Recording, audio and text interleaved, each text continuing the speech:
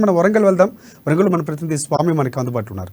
So ప్రధానంగా చూసుకుంటే కాళేశ్వరం ప్రాజెక్టులో మరో బ్యారేజీలో పిల్లర్ల వద్ద లీకేజీ ఏర్పడినటువంటి పరిస్థితి, మేడిగడ్డ లక్ష్మీ బ్యారేజ్ ఘటన మరొక ఘటన చోటు చేసుకున్నటువంటి పరిస్థితి ఇప్పుడు కలవరపాటు గురి చేస్తుంది. ఇక అనారం సరస్వతి బ్యారేజ్లో 4-5 పిల్లర్ల వద్ద లీకేజీ ఏర్పడింది. బ్యారేజీ కెపాసిటీ 10.87 టీఎంసీలుగా ఉన్నటువంటి పరిస్థితి. గోనె సంచులో ఇసుక నింపి మరమ్మతులు చేస్తున్నటువంటి అధికారులు. సో ఈ పరిస్థితికి సంబంధించినటువంటి పూర్తి అప్డేట్స్ ఏంటి చెప్పండి స్వామి. రైట్ రాజశేఖర్, మొత్తానికైతే తెలంగాణ రాష్ట్ర ప్రభుత్వం అతి ప్రతిష్టాత్మకంగా చేపట్టిన ఎత్తిపోతల పథకం మొత్తం కాళేశ్వరం ప్రాజెక్ట్ అని చెప్పుకోవచ్చు. ఇప్పటికే తెలంగాణ రాష్ట్ర ప్రభుత్వం గొప్పలు చెప్పుకొని కూడా ఎత్తిపోతల పథకం సాగునీరు తాగునీరు అందిస్తున్నామని చెప్తున్న పరిస్థితి కనపడుతుంది. కానీ మొత్తానికైతే నిన్న కాళేశ్వరం మేడిగడ్డ లక్ష్మీ బ్యారేజ్ వద్ద కూడా లీకేజీ జరిగిన పరిస్థితి తెలిసిందే అందరికీ. మొత్తానికైతే 20 పిల్లలు కూడా కుంగిన పరిస్థితి అయితే మొత్తానికైతే ఉన్నత అధికారులు పాటు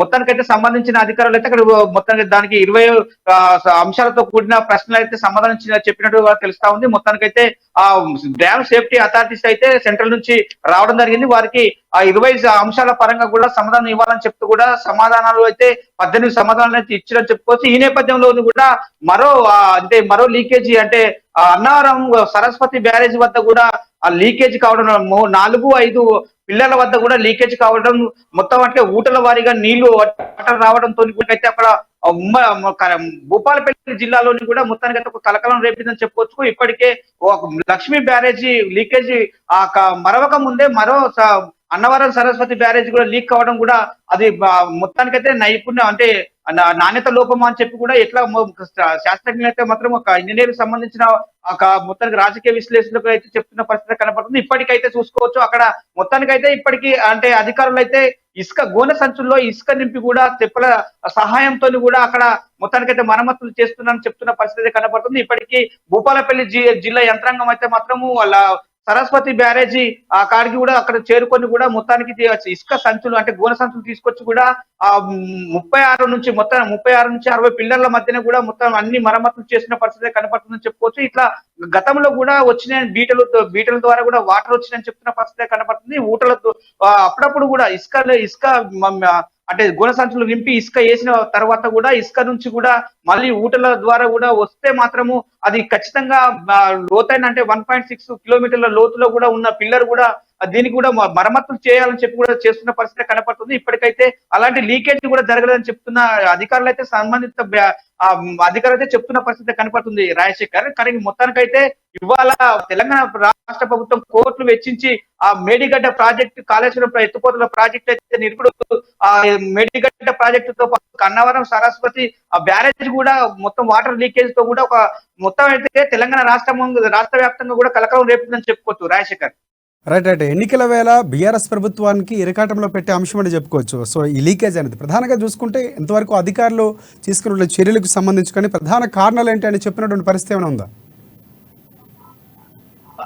రైట్ రాజశేఖర్, ఎందుకంటే అక్కడికి కనీసం ఎవరిని కూడా ఆ బ్యారేజ్ల వద్ద కూడా వెళ్ళనివ్వకుండా కూడా పోలీసులు అయితే భారీ బందోబస్తు నడుమ అక్కడ ఉన్నారని చెప్పుకోవచ్చు. మొత్తం బ్యారేజ్ చుట్టూ కూడా బలగాలు అయితే మోహరించి ఉన్నాయి. అక్కడికి కనీసం అధికారులతో వామపక్షాలు కూడా లీడర్లను కూడా మొత్తానికైతే ఎవరిని వెళ్ళనీయకుండా లేస్తున్న పరిస్థితి కనబడుతుంది. దీనికి ఈ ఎత్తిపోతల పథకం ద్వారా కూడా ఆ బీఆర్ఎస్ ప్రభుత్వానికి చాలా చెప్పబెట్టుగా ఉంటుందని చెప్పుకోవచ్చు. ఇది చాలా దీని ఒక మైనస్ గా వాడుకొని కూడా వామపక్షాలు అయితే ఆ ప్రతిపక్షాలు అయితే ఆరోపిస్తున్న పరిస్థితి కనపడుతుంది. మొత్తానికి చూసుకోవచ్చు ఇక్కడ ఆ బ్యారేజీలు లీకేజ్ పట్ల కూడా ధనార్జన ధ్యేయంగా కూడా నాణ్యత లేకుండా మొత్తానికైతే ఒక సైంటిఫిక్ ఆధారంగా కూడా అవి నాణ్యతల TNT అంటే ద్వారా కూడా చేసిన పరిస్థితి కనపడుతుంది. అప్పటికైతే కాంట్రాక్ట్ లోపంతో కూడా నాణ్యత లేకుండా కూడా చేశారా అని చెప్పి కూడా ఇప్పటికే ఆరాధిస్తున్న పరిస్థితి కనపడుతుంది. అధికారులు అయితే మొత్తానికైతే ఆ ఊటల ద్వారా వచ్చిన వాటర్ ను మాత్రము ఇసుక అంటే గోనె సంచులో నింపిన ఇసుకతో కూడా మరమ్మతులు చేసి కూడా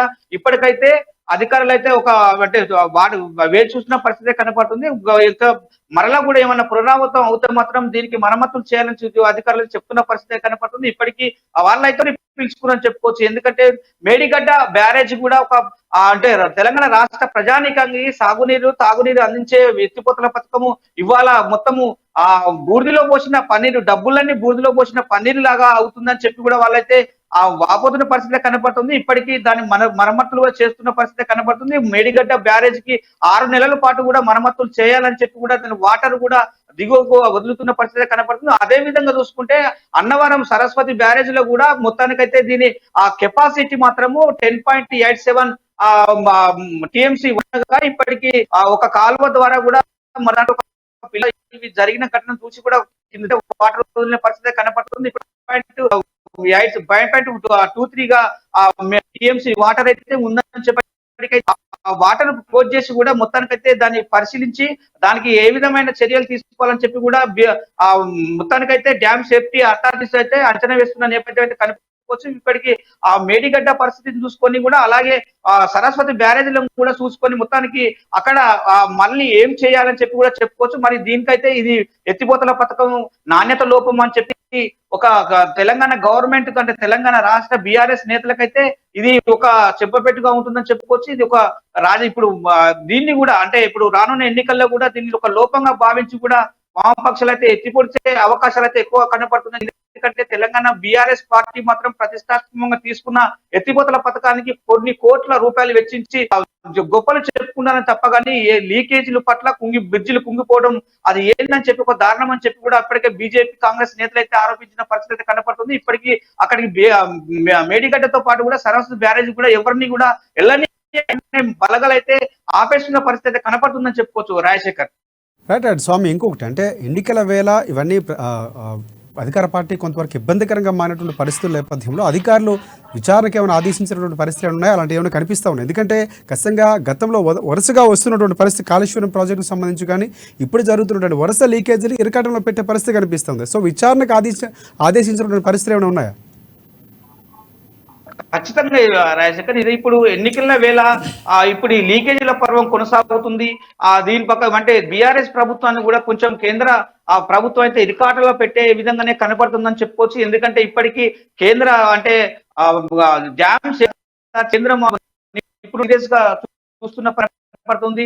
ఇప్పటికే 20 అంశాలతో సమాధానం ఇవ్వాలని చెప్పి కూడా అంశాలు మాత్రమే సమాధానం ఇచ్చారని చెప్తున్న పరిస్థితి కనపడుతుంది. ఇప్పటికీ ఇంకా 2 అంశాలు మిగిలి ఉన్నాయని చెప్తున్నారు. ఇప్పుడు అయితే అన్నవరం బ్యారేజ్ సరస్వతి బ్యారేజ్ కూడా ఈ విధంగా లీకేజీ పర్వాను కొనసాగుతున్న నేపథ్యం మాత్రము సెంట్రల్ అథారిటీస్ మాత్రము చాలా సీరియస్ ఉందని చెప్పుకోవచ్చు. ఇప్పటికే తెలంగాణ రాష్ట్ర ప్రభుత్వం పైన కూడా చాలా సీరియస్ గా ఏర్పాట్లు పెట్టే పరిస్థితి కనబడుతుంది. ఇది ఎన్నికల సమయంలో కూడా ఈ మొత్తానికైతే బీఆర్ఎస్ అయితే ఒక అనుకోవచ్చు రాజశేఖర్.